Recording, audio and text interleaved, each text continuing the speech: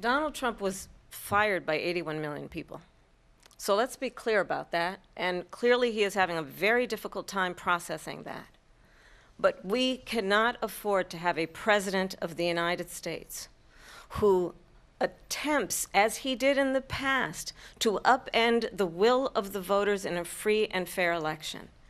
And I'm going to tell you that I have traveled the world as Vice President of the United States, and world leaders are laughing at Donald Trump. I have talked with military leaders, some of whom worked with you, and they say you're a disgrace.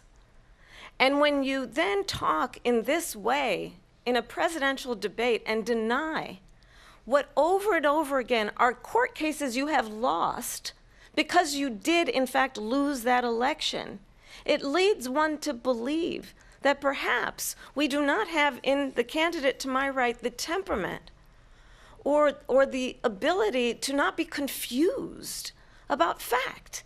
That's deeply troubling, and the American people deserve better. I'll give you 1 minute to respond, Mr. President. Let me just say about world leaders. Viktor Orban, one of the most respected men, they call him a strong man. He's a tough person, smart. Prime Minister of Hungary.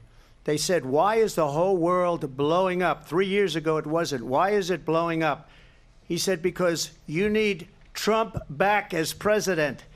We're playing with World War III, and we have a president that we don't even know if he's... Where is our president? We don't even know if he's a president. And just to clarify they here... threw him out of a campaign like a dog. We don't even know. Is he our president?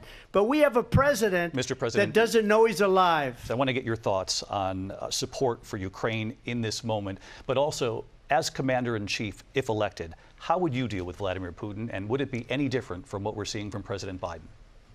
Well, first of all, it's important to remind the former president you're not running against Joe Biden, you're running against me.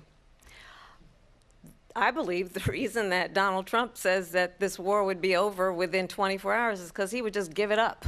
Someone who cares about you and is not putting themselves first.